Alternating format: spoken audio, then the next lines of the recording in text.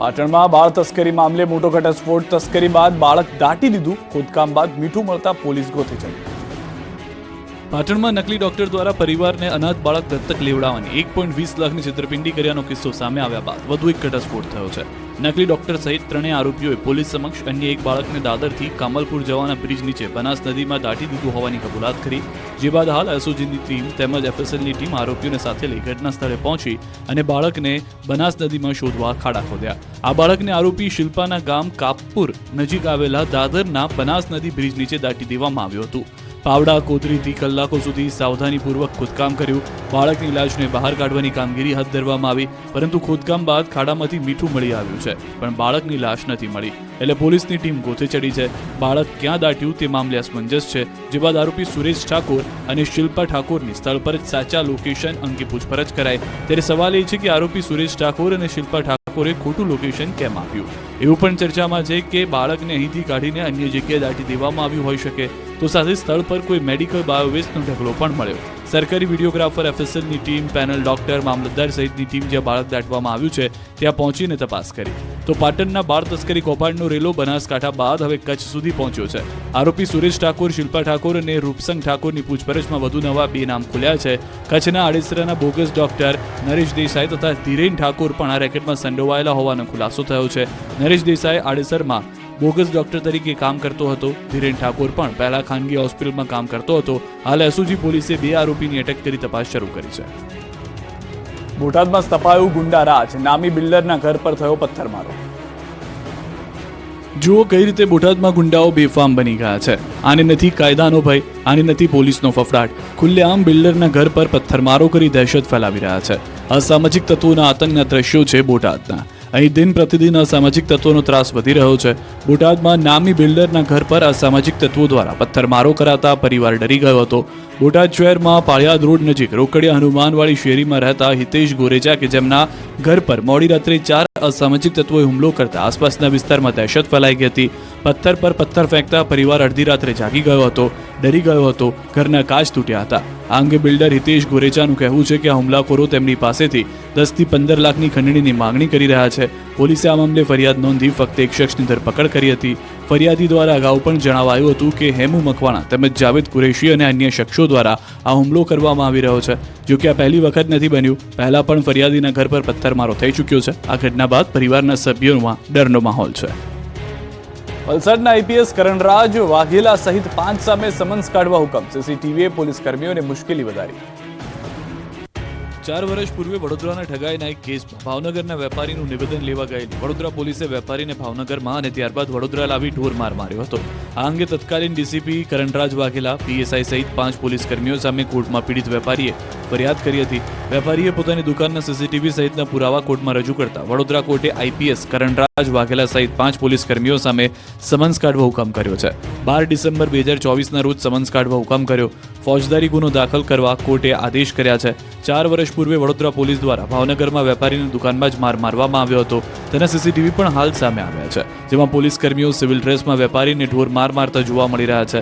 વેપારી આશીષ કુમાર ચૌહાણ પર ઠગાઈનો આરોપ મૂકીને મારામારી કરી અધમુઓ કરી દીધો. અપહરણ કરી વેપારીને હથકડી બાંધ્યા બાદ દિવાલ પર લગાડેલા કડામાં ભેરવી પીવીસી પાઇપથી ઢોર માર માર્યો. ત્યારબાદ પૂર્વે જ તે સમયના ડીસીપી કરણરાજસિંહ વાઘેલાએ પણ ઢોર માર માર્યો. બાદમાં પોલીસ વિરુદ્ધ ફરિયાદ નહીં કરવા ધમકાવ્યો હતો, જે આરોપ પણ લગાવવામાં આવ્યો છે. ભરૂચના સુત્રેલ ગામે બંધ મકાનમાં 16.13 લાખની ચોરી. ભરૂચના સુત્રેલ ગામે તસ્કરોએ તરખાટ મચાવ્યો છે. બંધ ઘરની નિશાન બનાવી રહી છે. ત્યારે ભરૂચના સુત્રેલ ગામે 3 દિવસ પહેલા તસ્કરોએ એક બંધ ઘરને નિશાન બનાવ્યું. બંધ ઘરના તાળા તોડીને 16.13 લાખની મત્તાની ચોરી કરી ફરાર થઈ ગયા. જે ઘટના સીસીટીવી ફૂટેજમાં જોવા મળી. દ્રશ્યોમાં જોઈ શકાય છે કે 2 તસ્કરો છુપાતા આવે છે અને એક તાળું તોડી અંદર પ્રવેશે અને ચોરી કરી માલ ઉઠાવી ફરાર થાય છે. પોલીસે ફૂટેજના આધારે તસ્કરોને પકડવાના ચક્રો ગતિમાન કર્યા છે. સુત્રેલ ગામે ખડકી ફળિયા વિસ્તારમાં રહેતા યોગેશભાઈ રાતના સમયે બહારગામ ગયા હતા. ત્યારે મકાન માલિક ઘરની બહાર હોવાનો લાભ લઈ તસ્કરોએ મકાનનું તાળું તોડી ચોરી કરી નાસી છૂટ્યા હતા. મકાન માલિક ઘરે પરત આવતા ઘરનું તાળું તૂટેલું જોઈ ચોરી થયાની જાણ થઈ હતી. ઘરના રસોડાના ભાગે મૂકેલા બંને તિજોરીના દરવાજા ખુલ્લા હતા અને તિજોરીનો સામાન પણ વેરવિખેર હાલતમાં પડેલો હતો. તપાસ કરતા તેમાંથી સોનાનો હાર, વીંટી, બુટ્ટી, ચેઇન, સોનાના તાર ચડાવેલી બંગડી તેમજ ચાંદીના જુડા, સાંકડા, ચાંદીના સિક્કા સહિત રોકડા 8,000 મળી કુલ ₹16,13,000ના મુદ્દામાલની ચોરી થઈ હોવાનું માલુમ પડતા તેઓએ વાગરા પોલીસ મથકે ફરિયાદ નોંધાવી હતી. ખેડૂતો માટે માઠા સમાચાર. કડકડતી ઠંડી વચ્ચે ગુજરાતમાં ફેંગલ વાવાઝોડું તબાહી મચાવશે. અંબાલાલની ધ્રુજાવી નાખનારી આગાહી. ફેંગલ વાવાઝોડાએ દક્ષિણ ભારતમાં કહેર મચાવ્યો છે. ફેંગલ તમિલનાડુના દરિયાકાંઠે ત્રાટકી ચૂક્યા બાદ તમિલનાડુના અનેક જિલ્લાઓમાં ભયાનક રીતે તબાહી મચી ગઈ છે. રોડ પર નદીઓ વહી રહી છે. ત્યારે ગુજરાતના ખેડૂતો માટે પણ માઠા સમાચાર આવ્યા છે, કેમ કે ફેંગલ વાવાઝોડું પણ ગુજરાતમાં ફંટાઈ શકે છે. આ ભયંકર વાવાઝોડાની અસર ગુજરાત પર પણ પડી શકે છે. હવામાન આગાહીકાર અંબાલાલ પટેલની આગાહી છે કે ભર શિયાળે ખેડૂતોના માથે આવી શકે છે માવઠાની ઘાત. 4 ડિસેમ્બર બાદ માવઠું થવાની પૂરી શક્યતા છે. 4 થી 8 ડિસેમ્બર સુધી દક્ષિણ ગુજરાતમાં માવઠું થશે. સુરત, નવસારી, વલસાડના ભાગોમાં માવઠું પડી શકે છે. ડિસેમ્બરના પ્રથમ સપ્તાહમાં લો પ્રેશરના કારણે મુંબઈ અને દક્ષિણ ગુજરાતમાં વરસાદની આગાહી કરાઈ છે. બીજી તરફ નવેમ્બર મહિનાનો અંત આવ્યો હોવા છતાં હજુ સુધી જોઈએ તે પ્રમાણે ઠંડી નથી પડી રહી. એવામાં હવામાન નિષ્ણાત અંબાલાલ પટેલે આગાહી કરી કે ઉત્તર ગુજરાતના મહેસાણા, બનાસકાંઠા, સાબરકાંઠા તેમજ પંચમહાલ અને કચ્છમાં લઘુત્તમ તાપમાન 12 ડિગ્રી જેટલું નીચે જઈ શકે છે. 8 થી 10 ડિસેમ્બર કાતલ ઠંડી પડશે. ભયાનક ઠંડી શરૂ થઈ જશે. જો કે ડિસેમ્બર મહિનો ઠંડીથી વધુ કંપાવનારો રહેશે. ડિસેમ્બરના અંત સુધી ગાત્રો થીજવતી ઠંડી પડશે. ગિરનારના મંદિરોમાં વહીવટદાર નિમતા સાધુઓમાં રોષ. તંત્રના દાવાને ગેરકાનૂની ઠેરવ્યો.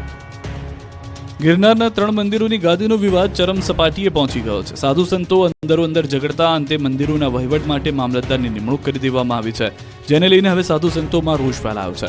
અંબાજી મંદિરનો વિવાદ હજુ શમ્યો નથી, ત્યાં દત્ત શિખરનો વિવાદ વકર્યો છે. તંત્રે અંબાજી મંદિર, દત્તાત્રેય શિખર અને ભીડભંજન મંદિરનો કબજો લેતા વિવાદનો મતપૂડો છંછેડાયો છે. દત્ત શિખરમાં 2 ટ્રસ્ટીઓ હોવા છતાં તંત્રે વહીવટીદાર નિમ્યા હોવાનું સામે આવ્યું છે.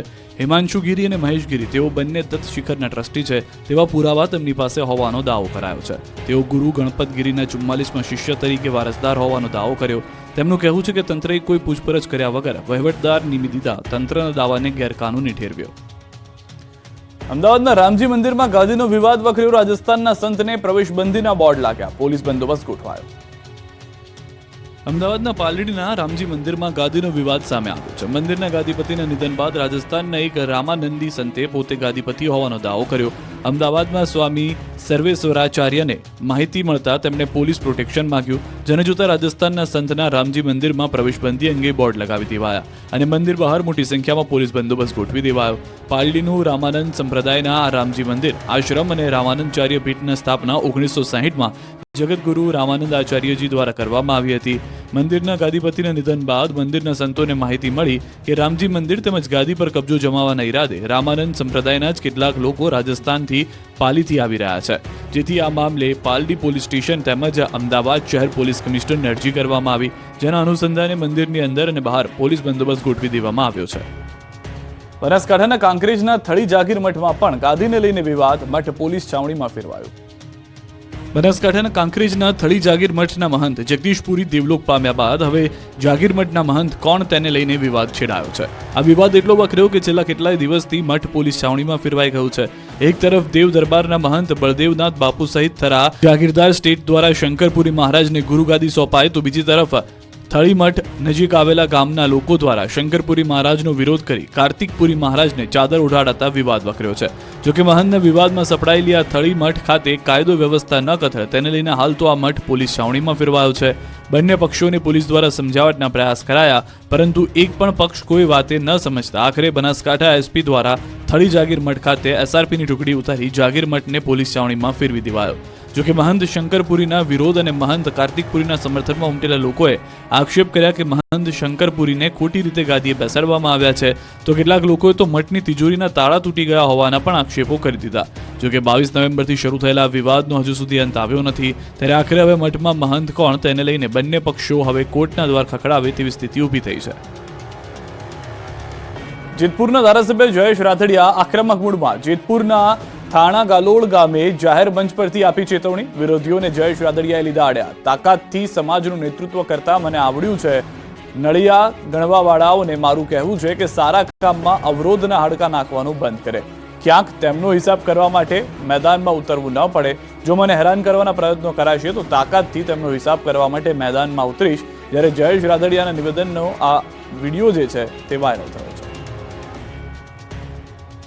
લોકો છે ને મારે આ જાહેર મંચ ઉપરથી કદાચ કેવું ન જોઈએ પણ ના છૂટકે કેવું પડે છે કે એ સારું કામ કરવાના પ્રયત્નો કરતા હોય એમને અવરોધમાં હાડકા નાખવાનું બંધ કરી દેજો, નકર તાકાતથી સમાજનું નેતૃત્વ જેમ અમને કરતા આવ્યું છે, પરિણામ આપતા આવ્યું છે, એમ પછી હવે વચ્ચે આવ્યા એના પછી મારે હિસાબ કરવા ન પડે, એ મેદાનમાં મારે ઉતરવું ન પડે. નથી ઉતરવું, સમાજની વાત આવે છે ત્યાં સુધી, પણ કીધું કે છેલ્લે એન્ડ સુધીમાં મને જો હેરાન કરવાના પ્રયત્નો કરવાના થાય કે ટોટકે નક્કી કરી લીધું હોય છે તો પછી હું રાજકીય માણસ છું છેલ્લે. તમે વાર કરતો જ મને આવડે છે કદાચ એ સમય આવે ત્યારે મારે મેદાનમાં ઉતરવું ન પડે, એટલા માટે જે જેનું સારું કામ કરતા એને મુબારક. સીએનજી કાર ચાલકોને મોટો ઝટકો, સીએનજીના ભાવમાં તગડો વધારો, કાર ચલાવવી મોંઘી પડશે. પેટ્રોલ ડીઝલના આસમાને પહોંચેલા ભાવ બાદ હવે સીએનજી ગેસના ભાવમાં તગડો વધારો થયો છે. પેટ્રોલ અને સીએનજી ગેસના ભાવમાં જાણે રેસ ચાલતી હોય તેમ નવા માસથી ગુજરાત ગેસે સીએનજી ગેસના ભાવમાં કિલોએ ₹1.5 વધારો કર્યો છે. હવેથી પ્રતિ કિલો ગેસનો નવો ભાવ ₹77.76 ચૂકવવો પડશે. આ ભાવ વધારો આજથી જ લાગુ કરી દેવામાં આવ્યો છે. તો દાદરાનગર હવેલીમાં ₹78.66 1 કિલો સીએનજીને ચૂકવવા પડશે. આ સિવાય પાલઘર અને થાણેમાં ₹78.50 સીએનજીનો ભાવ વાહન ચાલકે આપવો પડશે. ત્યારે રાજસ્થાનમાં 1 કિલોનો સીએનજીનો ભાવ ₹82.31 ચૂકવવો પડશે. તો હરિયાણામાં સીએનજીનો ભાવ ₹86.55 પહોંચી ગયો છે. જ્યારે મધ્યપ્રદેશમાં 1 કિલો સીએનજીનો ભાવ સૌથી વધુ ₹93.01 થયો છે. આ સાથે જ સીએનજી કાર ચાલકોને વધુ એક વખત મોંઘવારીનો માર સહન કરવાનો વારો આવ્યો છે. જો સીએનજી ગેસના ભાવમાં આવી રીતે જ વધારો થશે તો વાહન ચાલકો પેટ્રોલ અથવા ડીઝલ વાહનો તરફ વળશે અને પ્રદૂષણ વધશે. ગુજરાત ગેસ આ પહેલા જુલાઈ ઓગસ્ટમાં પણ ભાવ વધારો કરી ચૂક્યું છે. બંને વખતે ₹1 વધારો થયો હતો. તો અમદાવાદમાં પેટ્રોલનો ભાવ ₹94.49 છે. એટલે સીએનજી ગેસ અને પેટ્રોલના ભાવમાં હવે માત્ર ₹16.73 જ અંતર બચ્યું છે. વાવના રાધા નેસડા કેનાલમાં પાણી નહીં મળતા નર્મદા અધિકારીઓને જગાડવા ખેડૂતોએ ઢોલ વગાડ્યા, કેનાલમાં તાપણા કર્યા.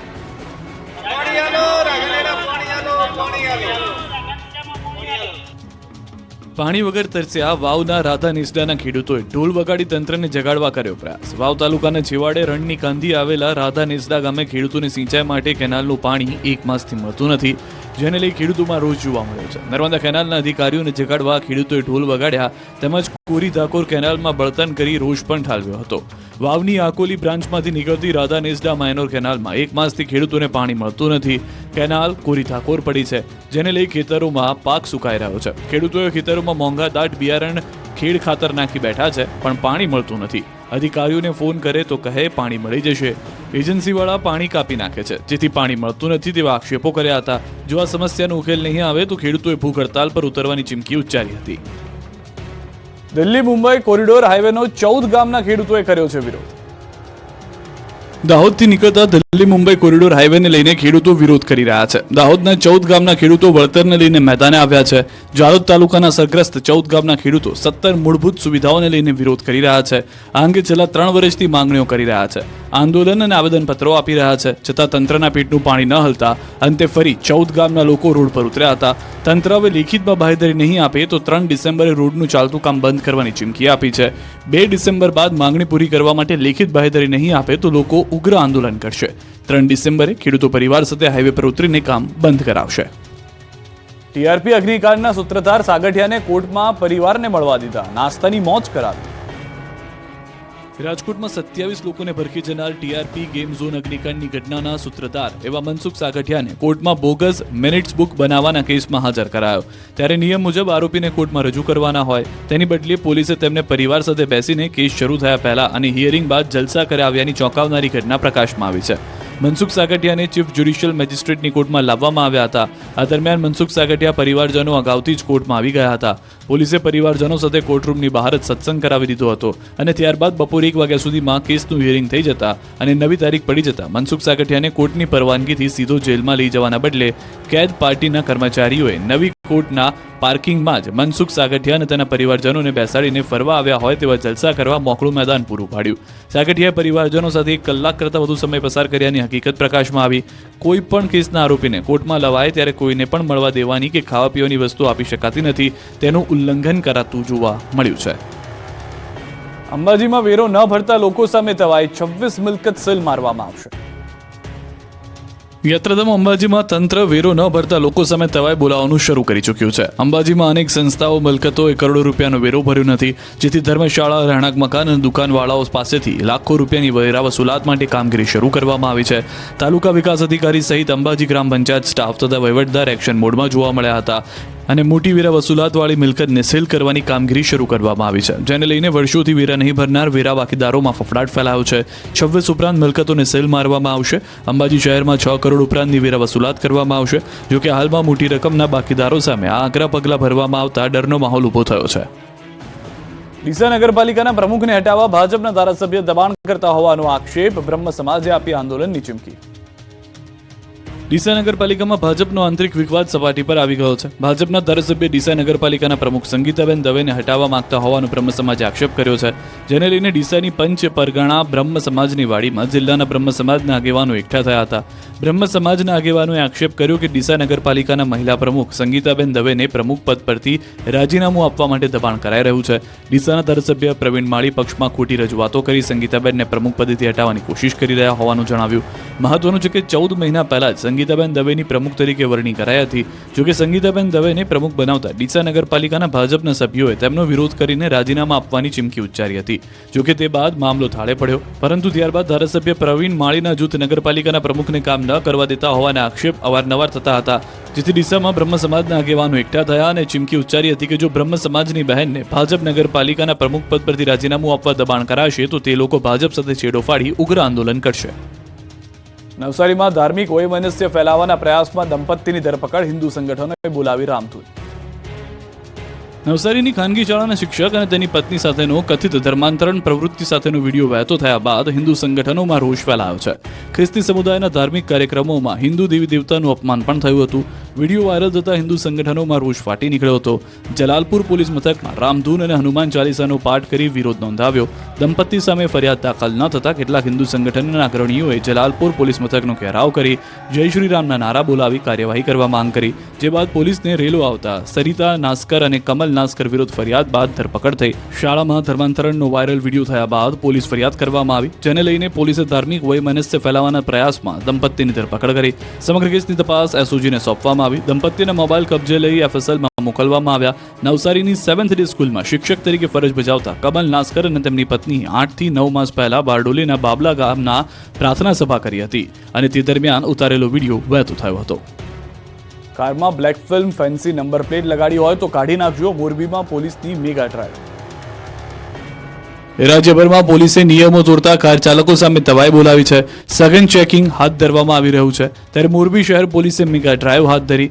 મેગા પોલીસ ડ્રાઈવમાં એસપી, ડીવાયએસપી, એલસીબી, પીઆઈ સહિત 150થી વધુ પોલીસ કર્મચારીઓ જોડાયા. મેગા વાહન ચેકિંગ ડ્રાઈવમાં 1600 જેટલા વાહનોનું ચેકિંગ હાથ ધરવામાં આવ્યું. Black film, fancy number plate, licence વગરના વાહન ચાલકો સામે કાર્યવાહી કરાઈ.